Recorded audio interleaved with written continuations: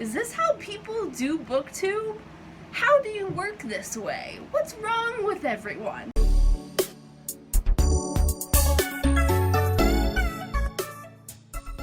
Hello booktube, we are back with another reading vlog. I have no system, rhyme, or reason for when and how I do these, so it's just, we're all on this roller coaster ride together.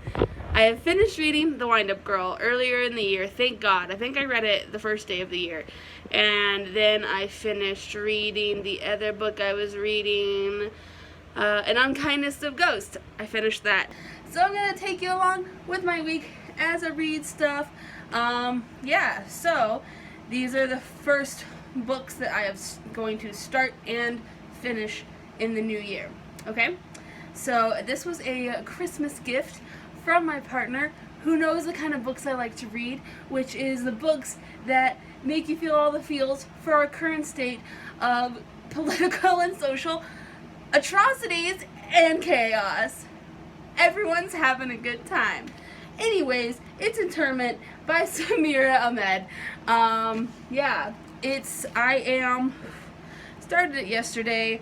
I'm 150 pages in. It's killing me. I've cried like 4 times. It's killing me. There are some depictions of Jewish people that I'm like, would that be how Jewish people act in this scenario?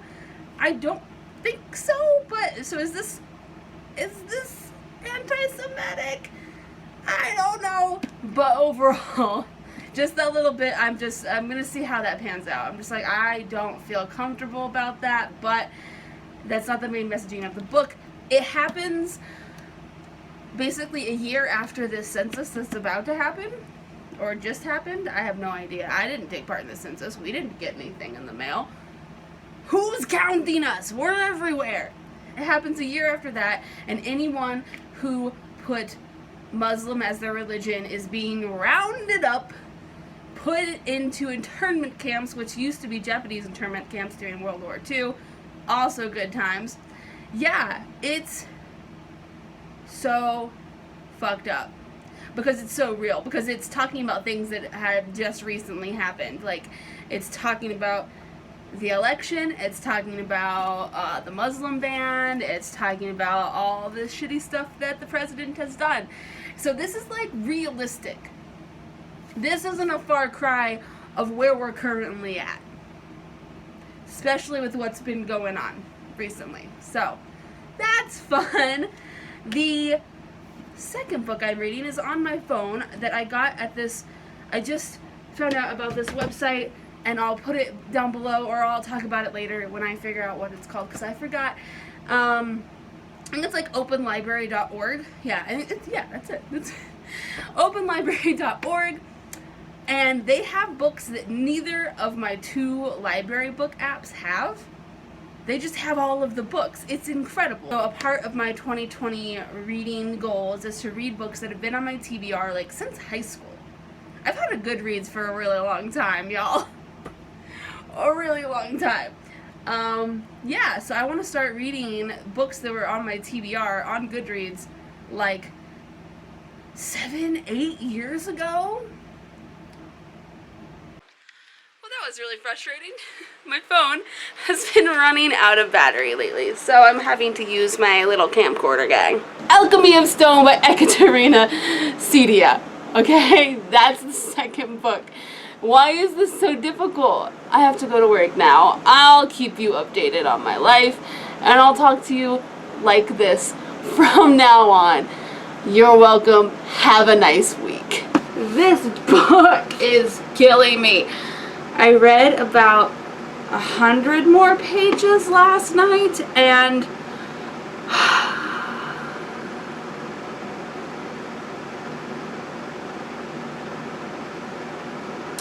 why is the main character acting the way she's acting? Why?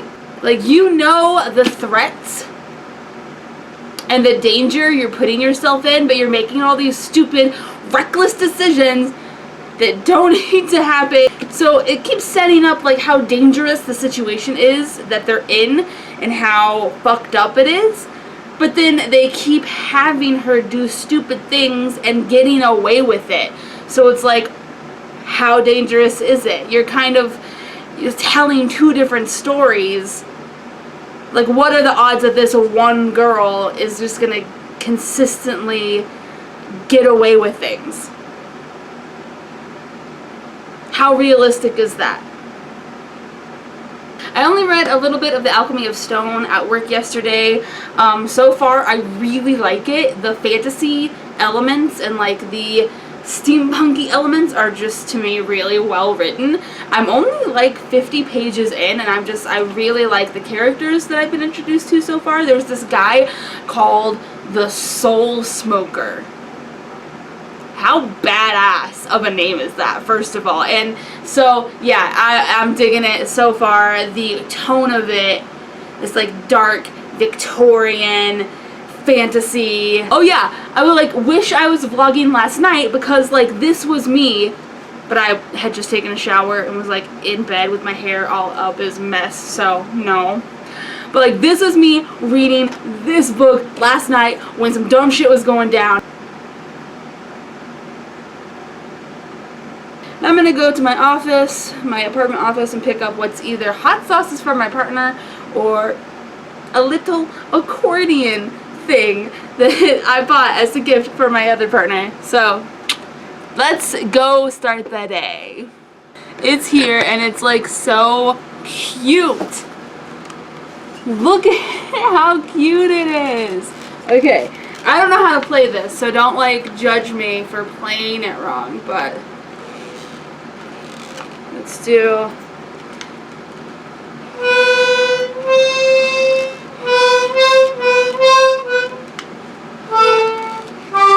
I don't know what these buttons do.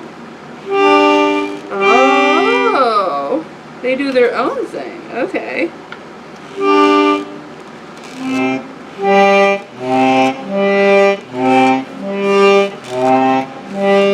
This is dope. This is super dope. Alright, I gotta go to work now. Okay, bye! I did not go to work today. I was up until 2 a.m. finishing this book. I gave this book 4 out of 5 stars. Because the messaging and a few of like the quotes in there are so brilliant, especially applying to our current social environment. Alright? But there are things I think that were too surface level. So yes, I am done with this. It is done. And today I got a few extra hours of sleep, which were desperately needed. And now I am free pretty much until my partner gets home. And then after that I'm hanging out with my other partner, and then we're going to writer's block, which you've heard about in my previous thing. We write poetry. It's a whole thing. So right now, I'm just finally getting out of bed. It's like almost noon. I am going to make some tea. I'm going to upload my 2019 book stats video finally, now that my technical difficulties are over. And I'm going to probably work on some art projects that are overdue and start my next book, which is Juliet Takes a Breath by Gabby Rivera. And it's also like a queer YA, I believe. And the artwork is really cool. It's kind of got a glare. And yeah, it's going to be a pretty easy read, I am guessing. And I read about 30 pages of The Alchemy of Stone. I'm really liking it so far. It's just a very pleasant I'm picturing kind of Victorian steampunk in my mind. But there's also a kingdom, so I'm not sure. Okay, I have uploaded the 2019 reading stats, so that is done.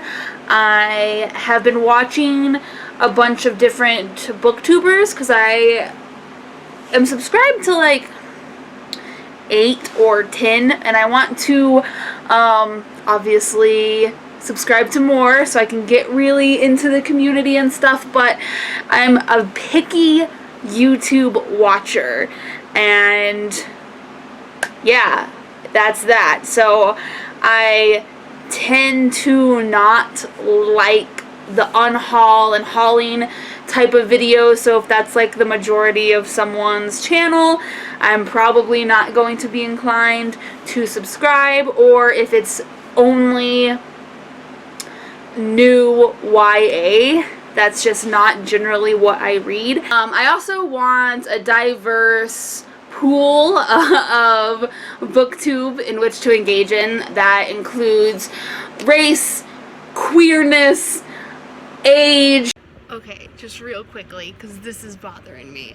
I am reading The Alchemy of Stone, and it says, before Sebastian's appearance interrupted her work, suggesting that Sebastian appeared and interrupted her work. But then the rest of the chapter is just her continuing to work, and there's no mention of Sebastian after that. He's not there, he's not talked about, she's looking out the window. What do you mean his appearance interrupted your work? You just kept working and he's not there. What happened here? What happened? I just want to wrap up this reading vlog already and be done with it. And that's gonna be so good and great. So I finished Juliet Takes a Breath by Gabby Rivera, and I gave it 3.75 stars, which isn't a thing on Goodreads. I mean, we're having enough trouble just trying to get them to do half stars, let alone quarter stars. But the reasoning is that I think this book is a really important read for young queers of color. Also, it was really hard because it's not said outright, one, what year this is taking place. So I actually had no idea whether it was set in modern times or in like early 2000s. Hint, it's like set in 2002, I think. Don't know that till the end of the book. Also, I also could not tell the age of Juliet because she doesn't say I go to an art college, she says I went to an art college, making me think that she was like 22 when actually she's 19, but her character kind of is written like she's like 17. Also, like, she acts like she's never met other gay people or queer people, especially like queer people of color, and I'm like, didn't you go to a liberal arts college? I'm so confused. Also, Finn, like, what is up with that person? Like, what a douchebag. I don't think you're ready for Portland. No one talks like that. Like, I don't care what age you are, no one talks like that. And also, like, the stereotypes were so, I just don't know people like that. And I've been to Portland multiple times. Portland isn't just like white hippies.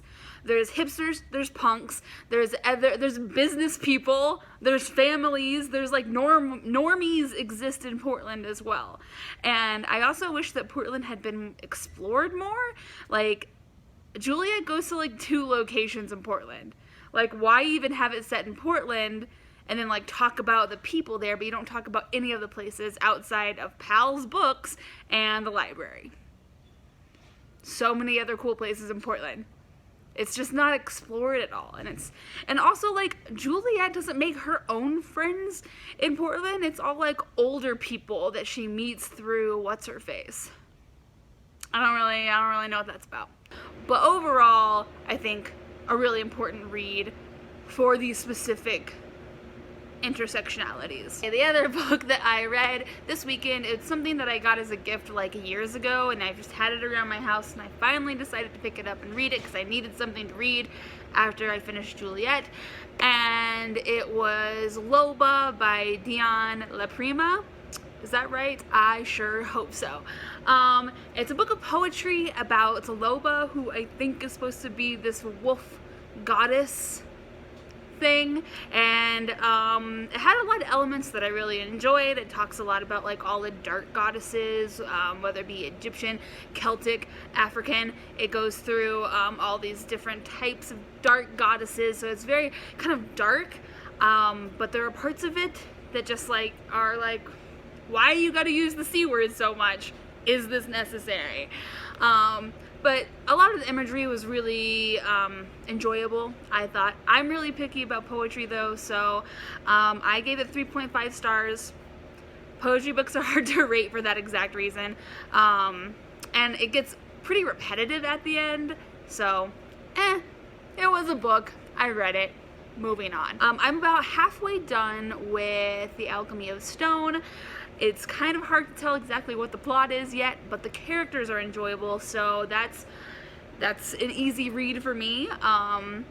It's interesting because I could tell there's like political things happening, but it's all viewed from an outside lens because the main character, the like point of view is an automation, and they aren't political, they can't vote, and they can't hold office. So yeah, it's interesting, and the world building is pretty interesting because alchemy isn't the traditional alchemy of like trying to churn things into gold. A mix between like holistic medicine of like using herbs and stuff like that, and then a little bit of like voodoo magic, but they just call it all alchemy. It's really interesting.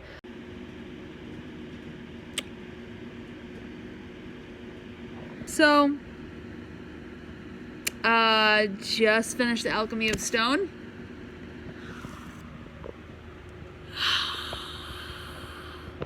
Why with that ending? Why? Why with that ending though? Why did you do this to me? Why did you do this to me? Oh, it's so sad. Oh my God, it's so sad. Oh.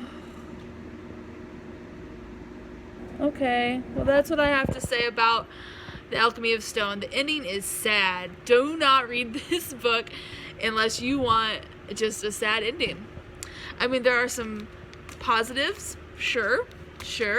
The characters are great, absolutely. But why with that ending? Why? Why? I don't comprehend the point of that ending. I want answers. I can't even with that.